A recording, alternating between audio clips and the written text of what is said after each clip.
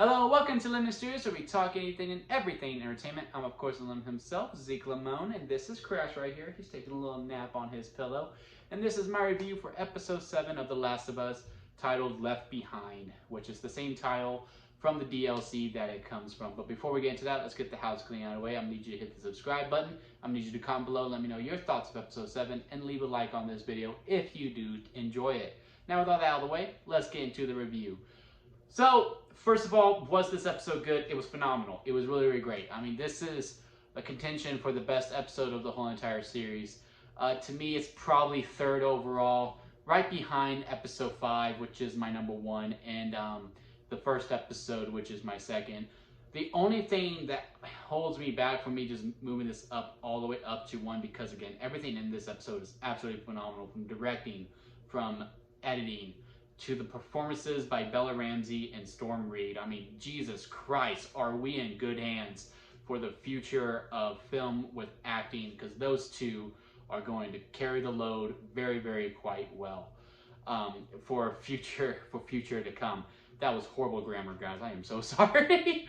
I wasn't a fan of the structure of the episode, and I'll tell you why. Now, this is also coming from like very, very recent playing, because I've been playing the game trying to catch up to where you were, then I was just gonna stop and not play, and then I got super invested, and then I beat the whole first game, and then I played the whole DLC, and now I'm fully caught up to speed. I might pick up Last of Us Part 2 in the very, very near future. So the DLC was very, very fresh in my mind, so I couldn't help but compare it to that, as opposed to the previous episodes. I was really able to appreciate the episode for what it is.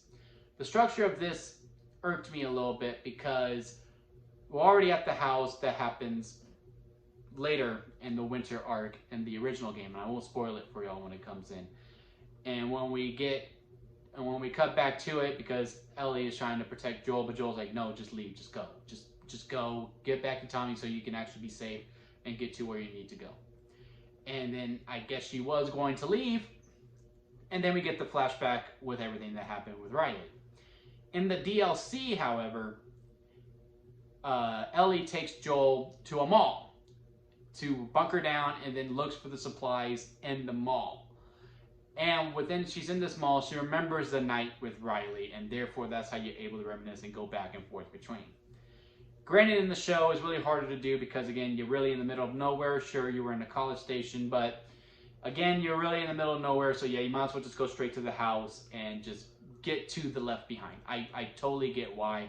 It just didn't fully make sense to me. The only connection that I can really think of was that she was going to quit on Joel, but like in the end, when Riley goes, no, we don't quit on each other, and that was like, Joel's now the most important person to her, so therefore she wasn't going to quit, so she was going to find it, and that was the motivation needed. So maybe that justifies it. But I feel like I'm reaching on that. I feel like I'm really reaching on that. So the structure of the episode, I wasn't the hugest fan of. But I also feel like that's a nitpick too, because the episode itself is absolutely great. The only other problem that I had, and they justified it later on, because I was like, Riley's really reckless in this one. Like, she's also reckless in the DLC, but I feel like she was a lot more reckless within this episode, because she's turning on the lights, they're being loud as hell, they're playing the games instead of just picturing it in their mind. Again, she's reckless in the video game as well, but I just felt like it was amped up a little bit. But they also made it make sense, because Ellie goes, there's an infected in the mall. She goes, no, there's a hole there. And also, it turns out she's been camping there for who knows how long, so yeah, she's probably like, yeah, no, there ain't no infected. But of course, there was one that was asleep, and it was in that dead pose that we see in episode 1. And she was like, oh yeah, no, it's dead, it's gone. But no, it was actually alive. It was just a stalker this whole entire time. So within that, it was justifiable, and I was able to be like, okay, I can go along for the ride. But man, this was the first time, and probably ever, because usually when there's two lovers that's being adapted, it's really hard to build that connection, because we, the audience members who have played the game or read the comic book or read the book, any kind of medium that gets adapted, we know those two are going to get together and the creators who are making the TV show or movie, who are adapting it, know these two are also getting together. So it's like, okay, we don't really need to try on that. I'll tell you what, man.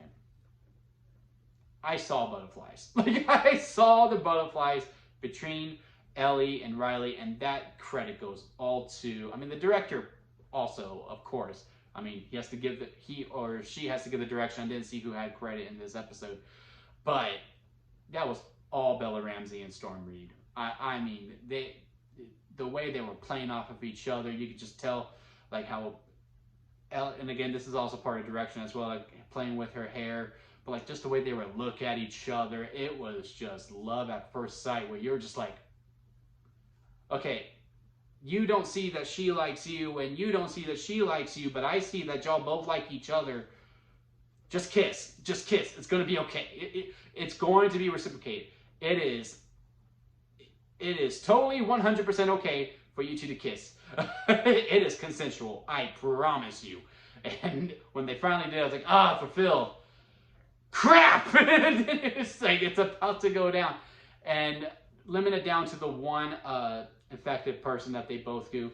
And also that whole ending with them both being realizing it, because we know Ellie is going to be okay. We know Riley ain't going to make it. And I really thought we were going to see Riley turn and Ellie was going to have to be the one to put her down. I'm glad we didn't, because I don't know if my heart could have handled that, in all honesty. But just seeing them just complete defeatness. I don't. They were completely defeated. They were completely defeated. That's the right word. On returning, like, just complete loss, and just how Ellie's breaking it. I was like, hell yeah, man. I mean, you're thinking I'm about to turn, and there's no hope at all. It was just absolutely phenomenal. I mean, the performances on both of them are absolutely great. Give them all the Emmys. Beautiful, beautiful, beautiful. Absolutely love this episode. Just a few minor nitpicks that I had with the structure, and feel like Riley was a little bit more reckless than usual. But yeah, what are your thoughts on episode 7? Comment below, let me know. Really nervous about episode 8, because that was one of the hardest episodes. I mean, hardest levels in the whole entire game, even replaying it. But yeah, hit that subscribe button for more Last of Us content. We also got The Mandalorian coming out this week, along with Creed 3.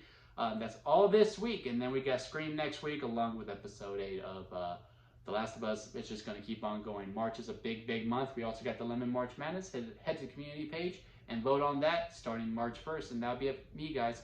And I'll see you here next time at Lemon Studios.